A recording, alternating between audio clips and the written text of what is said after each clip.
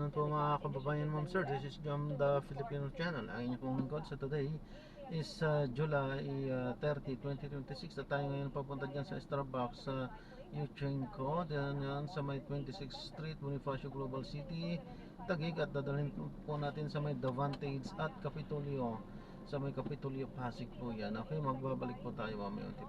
Disclaimer lamang po, ang content po natin ay kalsada at hindi ang passenger. Kaya nga naman sakasakali mo po na may marinig kayo mga pangalan ng lugar, pangalan ng tao, pangalan ng organizations, government o private man yan, ay wala pong kinalaman ng channel na ito at wala pong pinapatungkulan. Lahat po ng pinag-uusapan dito ay bawang dito lamang po yan sa loob at wala pong pinapatungkulan sa labas. Magbabalik po tayo mamayang unti po pag naakuha na po natin sila. Samantala, makinig tayo ng mga nagbabagang balita at talakayan. Ang sakit pagka-ospital o sa pinakamasama, pagkamatay. Mga magulang, tandaan, bakuna ang pinakamaasahan at epektibong proteksyon laban sa siglas at rubela. Kaya magpabakuna na. Halos 50 taon nang ginagamit sa bansa, kaya sunod na itong ligtas. Kaya magpabakuna na. Kapag protektado ang bata, panatag ang magulang, No ligtas cars, ang komunidad. motorcycle. Kaya magpabakuna na. Pumunta sa pinakamalapit na health center at alamin ang schedule ng pagbabakuna sa inyong lugar. Isang paalala mula sa Department of Health. Ang programang ito ay hatid sa inyo ng Plemex Forte Ibuprofen Capsule. Huwag paghinga, tunaw ang plema. Basta lagundi, Plemex. Happy! Playtime Entertainment is an entertainment platform bringing together media, sports, and digital content on the international stage. Visit playtime.ph and follow Playtime Entertainment on social media. Ano ba? Surprise! Di ba't ka nasa loob ng bahay? Basta para sa'yo gagawin ko all. Tulad ng pag-ibig ko at multi-purpose loan. Pwede pang negosyo, tuition, personal needs, at iba pa. Up to 90% ng hulog mo ang pwedeng i-loan. No processing fee at fast approval pa. Kaya, Apply na ng pag-ibig pang MPL via virtual pag-ibig. Pag-ibig sa solid ka ba? sa'yo ay nanonood sa PRTV Prime Media.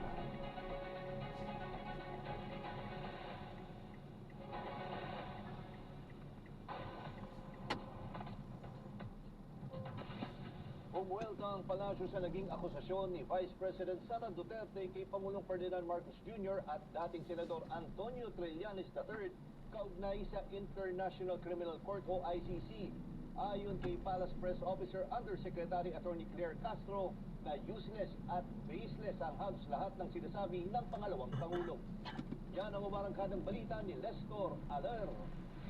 Pangulong Marcos Jr. noon ay isang Pinalagan ng palasyo ang naging talumpati ni Vice President Sara Duterte sa harap ng mga Pinoy sa labas ng International Criminal Court sa The Hague, Netherlands nitong Miyerkules, July 29. Matapos nitong akusahang traidor at puta ng ICC, si Pangulong Ferdinand R. Marcos Jr. at dating Senador Antonio Trillanes III. Ayon kay Palace Press Officer Undersecretary Attorney Claire Castro na walang basehan at saysay ang mga akusasyon nito laban sa Pangulo. Ang lahat po halos ng sinasabi ng Vice Presidente sa ngayon ay walang basihan, walang saysay, useless, at nonsense. Ayon kay Castro, posibleng dala ito ng pagkadismaya ng Vice Presidente sa pagkakatitine ng kanyang ama na si dating Pangulong Rodrigo Duterte. Malamang ay ikinalulungkot lamang niya dahil ang ICC ay isang impartial court. Hindi maaaring gamitan ng impluensya at hindi kayang takutin, nasaktan o anumang pwedeng gawing karahasan. Dagdag pa niya na hindi kasalanan ng Pangulo ang nangyaring pagkakaaresto sa dating Pangulo. Tumutupad lang ang Pangulo sa batas. Kung meron dapat sisihin, walang iba kundi ang kanyang sariling ama. Dahil sa mga pag-amin nito na siya mismo ay pumatay at nagpapatay. Kasama ang ibang mga co-perpetrators. Samantala, wala pa ring desisyon ng palasyo kung kinakailangan na sumapi ulit ang bansa sa ICC matapos na mag-withdraw noong March 2019. Ako si Lestor Aler ng PRTV News, nagseserbisyo para sa Pilipino.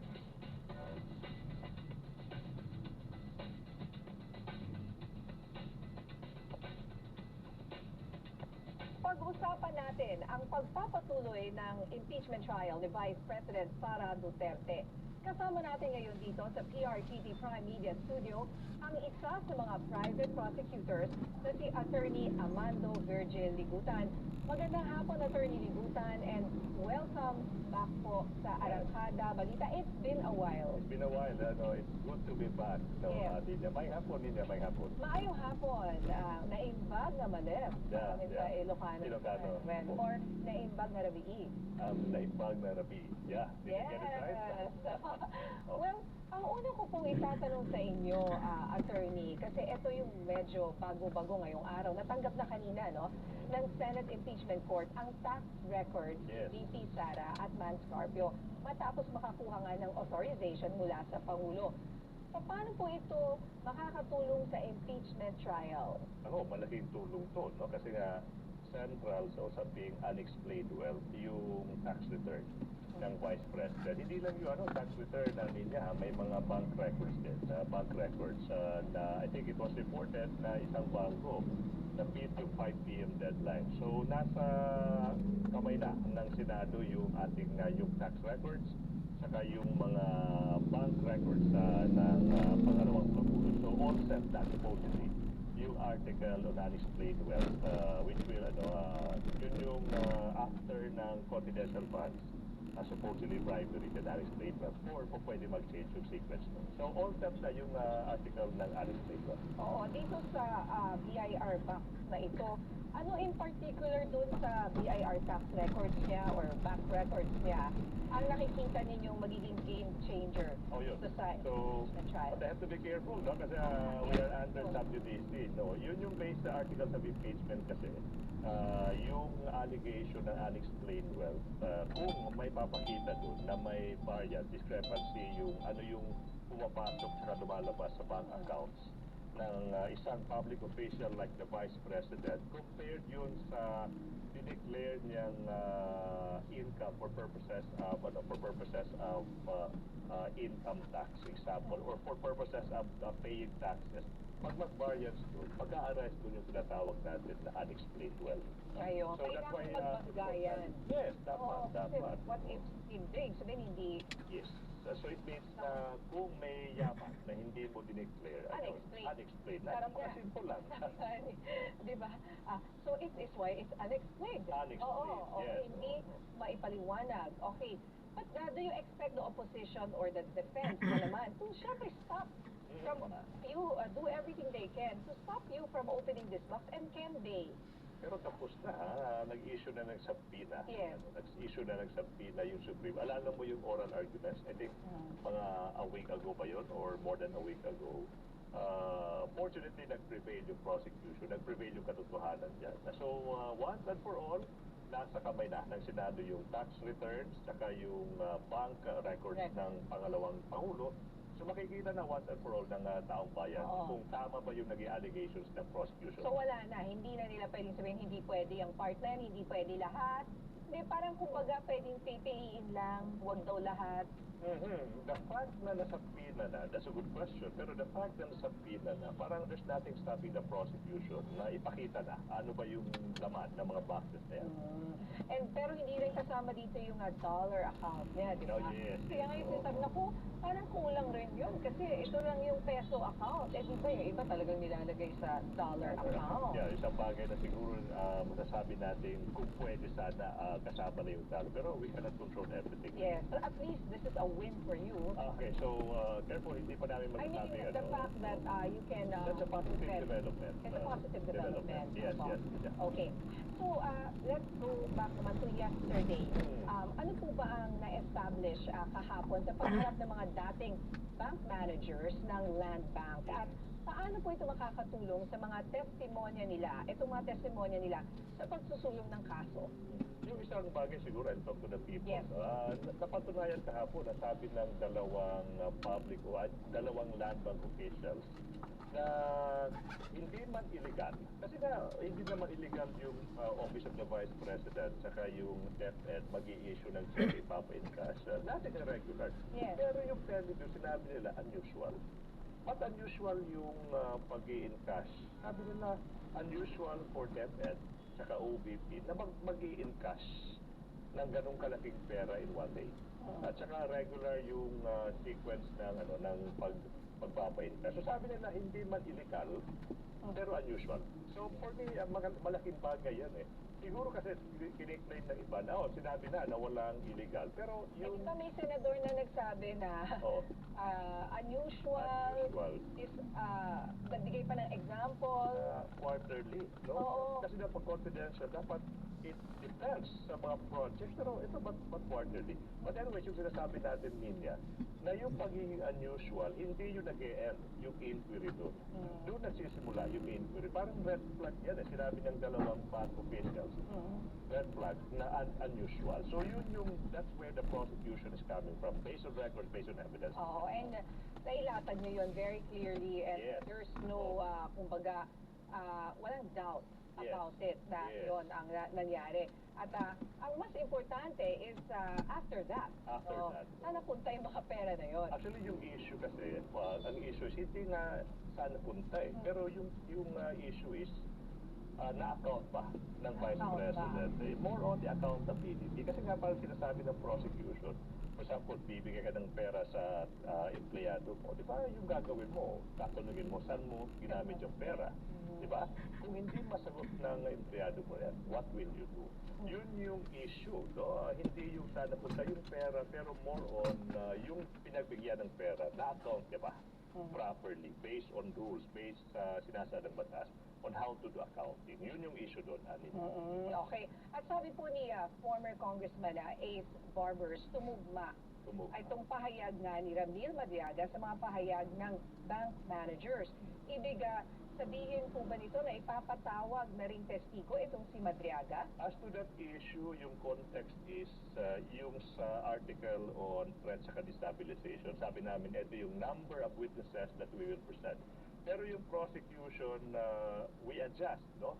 So, as to yung fact na nakalista si Ramil Madriaga as one of the witnesses, pero kung umabot sa time na sa tingin ng prosecution, hindi na kailangan, baka, that's a possibility. Pero as of now, part ng listahan ng mga witnesses Kasama pa siya? Yes, definitely. Oo.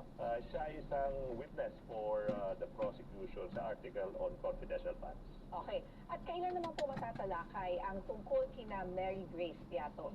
At So yung Mary Grace Cynthia Rao? antabayanan natin yan. May hearing tayo on Monday tsaka Wednesday, baka sa mga hearing dates na yan, Monday to Wednesday next week nila. Okay. At ang dami ko po talagang tanong. Sure. Sunod-sunod na lang po ito.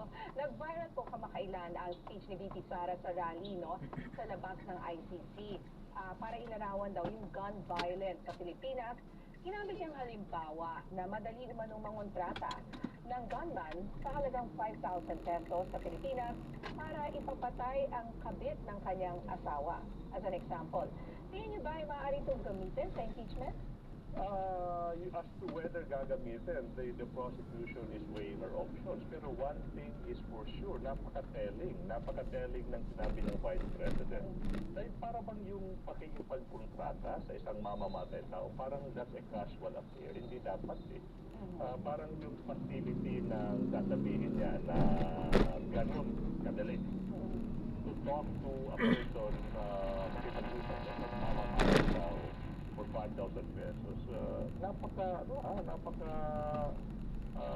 It is, ano ba yun?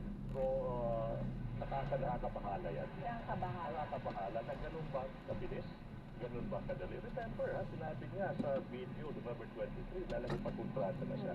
Isang mamamatay tao. And here comes the statement, unprovoked, sinabi ng Vice President na she can hire. As an example, Yes.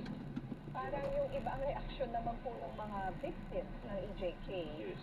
ay bakit parang minaliit naman? Iba po kami victims. But example mo about a mistress or something, Mistress. parang minaliit mo yung kanilang pagiging biktima ng EJK. Alam mo yung nakakabahala doon, yung parang nagiging casual lang, nagiging ordinary yung pakikipag-usap sa isang mamamatay tao. Isang bagay na hindi dapat mahinto lang.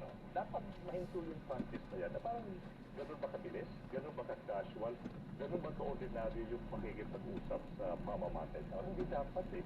Illegal yan, bawal yan. Pwede ba masabi na maaay itong mas strengthen yung kanyang pattern of violence? So, remember yung mga testimony ng ating mga witness. Based on record na to, hindi na to subject Opo. kasi based on record na. Isa yun eh, isa yun sa ipinakita based on evidence na there's this pattern yung mga evidence against the Vice President na nagaling mismo sa bibig ng Vice President. Yung November 20, sinabi niya, nagipag-usap na siya sa mamamatay tao. Here comes. After natapos yung article on threats sa destabilization, sinabi niya. Sinabi na naman niya Oo, na ganun. Yes. Oo. Well, attorney, maiba naman po tayo. Ano naman po ang reaction ninyo dito sa mainit na issue na live video raw na nirepost ni Senator Pia Cayetano involving the prosecutor and Congressman Chel Jokno? Nakakabahala yun. Yung idea na isang senator judge na siya yung isa yun sa mga na magbibigay hatol, whether convicted pa or acquitted pa or mapapabaw lang sana yung Vice President or siya mismo yung nag-post ng isang spliced video. Nakakabahala dun spliced. Pangalawa, may background na may tumatawa, ridiculing yung person, si Congressman Chel Jokno. Tsaka yung caption, di ba? Fishing expedition, parang pinaparot ano yung linya ng yung linya ng defense. Nakakabahala yan. Pero kumbaga, if you watch the video, kasi if you watch the trial, iba parang out of context Out siya. of context. Spliced na. Pinalabas siya na, ano nga ba yun, na nalilito or... Nalilito or walang ebidensya ng fishing expedition. Yes. Bawal The word yun. may word na ginamit na... Sorry, Ako rin, hindi ko maalala at this point, but I remember na parang yun yung hinighlight, tapos nakalagay pa yung word na yon. Pero tama si Chel Jokno na alam ng mga abogado to na kung pwede pang magpresenta ng ebidensya kahit hindi sinama sa complaint. Isang bagay na alam ng lahat ng abogado. Ginagawa yan sa mga korte sa buong bansa on a daily basis. Na you present your case and then you present additional evidence pagkatapos mo makafile a case. Hindi allowed yan yung practice niya. Ayun. Okay, and well, with regard to your performance, Attorney Ligutan, I just want to ask, if we go back to what you have done as the prosecutor, ikaw yung unang napanood ng Taong Bayan, ano yung mga parts doon na kinatuwa mo or para sa'yo highlight? At may part ba doon na kung babalikan mo ay sana you would have done it another way? From the start to finish, lahat yun. Parang... You would do the same all over again? You would do the same. Okay. We are this time with more feelings. With more feelings? Yes. So, ano yun. I'm proud of what I did for hearing this.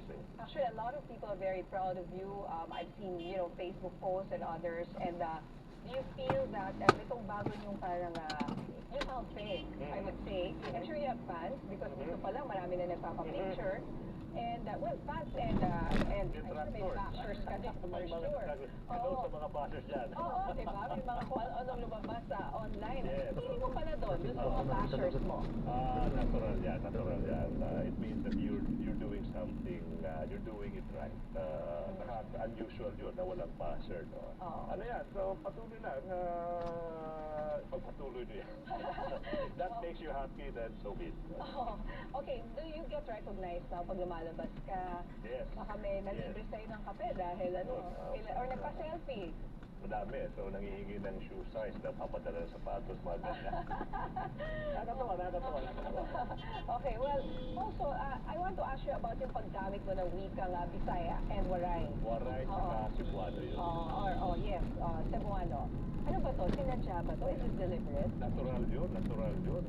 Parang we are in front of national TV. Why can't we use kahit yung mga simple greetings, yung waray-waray sa Cebuano?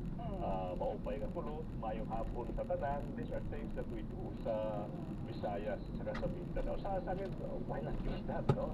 Kaya parang sabi ko, nakakatawa. When I walk sa mga mall, may nag-agree sa akin, in Bisaya, in waray-waray. Nakakatawa yung may status na yan. Oo, kasi actually ang Cebuano and Bisaya, is the most spoken dialect. Yes, among the dialects. Among yes. all the dialects. dialect. Yes. So even people from hanggang Mindanao will understand. Yes.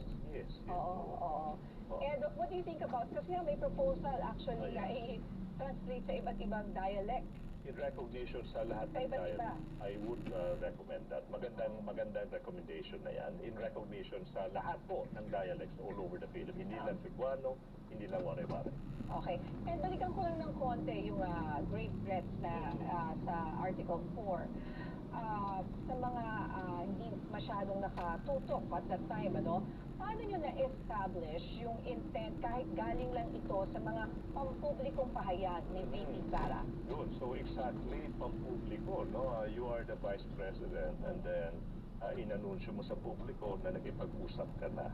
That's the gist. Yun yung gist so far. Based on evidence presented, yung hindi lang, dalawang bagay yan eh.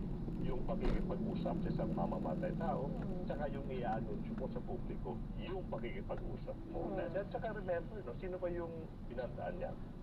These are the President, the First Lady, tsaka former Speaker. No less than these three individuals. And pagdating naman sa, balikan lang natin yung confidential funds, ano sa tingin nyo ang pinakamalakas na ebidensya ninyo tungkol sa sinasabing unusual withdrawals o pondo na kinuha ng napakabilis? Hindi lang isa yan eh. Ang dami yan eh. Yung idea lang. Napaka-issue namin, yung pinaka-issue namin, hindi niya masagot-sagot. Isang bagay na dapat ginawa na niya matagal na. Yung pagsabi sa publiko, saan ba? Saan ba ginamit? Saan ginamit? Eh, sabi niya confidential nga eh. Kaya nga, yung pagiging confidential po, hindi po yan immunity na hindi ka na accountable. Isang bagay na dapat maintindihan, dapat na confidential yan, hindi yan immunity na wala ka ng pananagutan sa pondo ng gobyerno. So it is not an excuse. It's not an excuse. So kung talagang meron siyang, wala siyang tinatago, siguro kung nagamit na yun at the time, kasi I would think tapos na eh, nagamit mo na siya. Hindi na siya, pwede mo na siyang sabihin, saan ko ba ito ginamit? Exactly. Pero until this time, wala pang sagot doon. Okay. And lastly, how should the people watch the impeachment trial coming from the prosecution? So, sa lahat ng ating mga kababayan na antabayanan, lahat ng hearing date, saka suriin yung mga ebidensya yung pinapakita. Sort through the noise, yung ingay, baliwalay nyo yan, focus on the evidence and make a judgment yourselves. Kayo yung ahad. Alright, good luck. Maraming salamat. Attorney Amando Virgil Ligutan. Sa Cebuano, how do you say? Daghang salamat din niya yung waray-waray. Okay, sa inyong panahon at as usual, malinaw na mga paliwanag. Thank you. Salamat. Naihatid na ng BIR sa Senate Impeachment Court ang tax records ni Vice President Sara Duterte at asawang si Atty. Mans Carpio matapos itong aprubahan ng Pangulo. Yan ang umarangkatang balita ni J.M. Pineda. Tapos na po yung presentation po namin. Lalo nang lumiliit ang mundo ni Vice President Sara Duterte para sa House Prosecution Panel dahil formal lang ang naisumite sa Senate Impeachment Court ang kanyang mga financial documents, partikular na ang kanyang mga tax records. Ilang araw kasi matapos ang naging desisyon ng Impeachment Court na ipasabina ang mga financial records ni VP Sara at ng kanyang asawa na si Atty. Mans Carpio. Pumayag na rin ang Pangulo na dalhin ang mga dokumento sa korte at posible ring magamit sa paglilitis. Pasado alas 12 kanina nang dumating sa Senado ang mga kahon na may mga lamang mga dokumento at mga transaksyon ng Vice Presidente. To be clear, we are talking about 6.7 billion in total transactions, 4.4 billion in inflows of the Duterte Carpio couple, which will be formally submitted to the Senate Impeachment Court. Hindi pa umano tiyak na ngayon kung mabubuksan ang mga financial records ng pangalawang Pangulo sa impeachment. Ilalatag pa umano ng prosecution panel kapag dumating na sa Article 2 ng impeachment trial kung saan pasok dyan ang hindi maipaliwanag na yaman ni VP Sara at hindi maayos na pagsapubliko ng kanyang salend. Well, again, syempre ultimately, yung mga prosecution will have to submit it in evidence when we get to unexplained ground. So, syempre, I'm quite certain the defense will try to object to the submission of these documents, BAR, the MLC, bank records, in evidence. No? I think we have a high optimism on all of it. Very clear naman po na exception po ito to the back secrecy law. Sabi pa ng kampo ng prosecution, pasabog ang mga pwedeng makita sa tax records at sa mga bank transaksyon ng pangalawang Pangulo kumpara sa mga nauna nang nailabas ng Justice Committee hearings. Siguro, magiging malaki po na piraso ng ebidensya ito. Kasi this will be confirmatory of what we have seen in the Justice Committee hearings relating to the MLC. No? Kasi pagpapakita yung mga bank records itong actual na mga pumasok at lumabas sa accounts ng mag-asawang Duterte Carpio kung sufficiently reflected po ba ito doon sa una, salin ng pangalawang Pangulo, saka doon po sa mga tax payments ng mag-asawang Duterte Carpio. Madidiscover rin daw kung may mga transaksyon na pera sa bangko ang mag-asawa sa mga taon na 2019 hanggang 2024. Wala daw kasing nakalagay sa SALN ng cash in bank sa mga taon na yan. At ang magiging tanong umano kung may makita man, bakit hindi nila ito idideklara? Sabi naman ng Palasyo, hindi nakikialam ang Pangulo sa paglilinis. Pero kung naaayon umano sa batas, gagawin ito ng pulong ehekutibo. So kung yan ang sinasabi po at Sir, kakalawa po kayo dyan. Kung saan po lumalabas yung mga kotse. sa BIR, Doon po kayo papasok. ang tax record nila Vicky Sara at Yatoy Manscapio at ito naman ay para sa katotohanan. Hindi niya po ipagkakait. Diyan po sa kotse o lagpas ng konti po? Lagpas ng konti ano? Ha? Lagpas After ng ng kotse akasya. niya. Hindi. So, kung saan yung lalabas yung kotse, doon po rin kayo papasok. Mahirap kasi kumabit dun sa yung isang entrance. Partikular na sa tike nito kaya't nagkaroon ng matinding pagbaha doon kamakailan. Sinabi ni Dizon na ang bahagi ng Talomo River ay nagdudulot ng pagbaha sa ilang mga bahay dahil sa concrete flood control structure na hindi pa natatapos. Pinagsabihan na ni Dizon ang district engineer dahil hindi pa nito na ilalagay ang harang sa dike. Aniya, 2019 pa ito pero hindi pa rin nasusolusyonan hanggang sa ngayon. Mainit na usapin pa rin ang flood control project sa State Office and Ferdinand Marcos Jr. Pero Dito po para sa dapat. ilang eksperto at dating mambabatas, hindi dapat mag-single out ang isang tao at dapat mapanagot ang iba pang mga opisyal ng gobyerno na sangkot dito. Nagbabalik si Nakaharang Lester eh. Alel. Once they have their findings, they will forward Dito na lang po sa right. Pasabi na lang po drop off po sa West Tower. Ang ilang opisyal ng gobyerno na sangkot sa katiwalian, gayon din ang ilang kontraktor gaya ng mag-asawa West Tower po, drop off po. Kaya sa zona ng Pangulo nitong Lunes, binanggit niya ang dating House Speaker na kasalukuyang naharap ngayon sa preliminary investigation sa Office of the Ombudsman. Pero patay-bago ang yan sa mga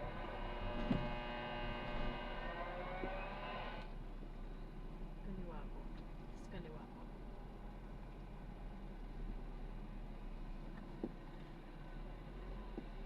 Tapos, kaliwa po.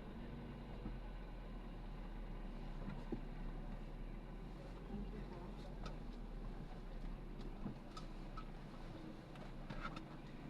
Thank you. Ingat po, God bless po. Double check ang gamit, ma'am. Thank you po. Sige po.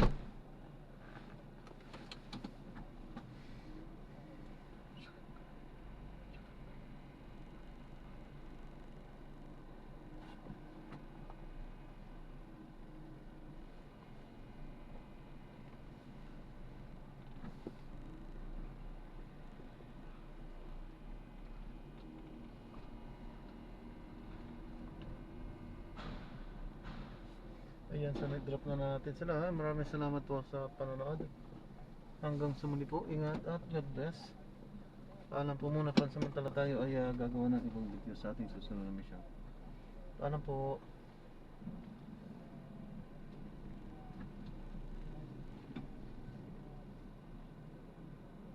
Wrong way? Ha? Wrong way? Mali pala.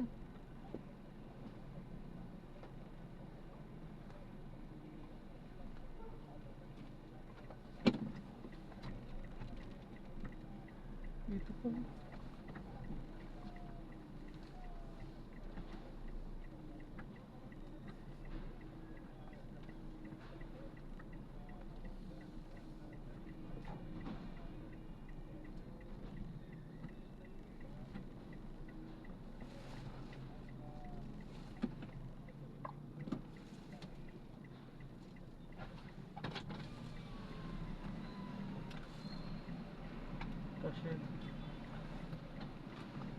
Kasi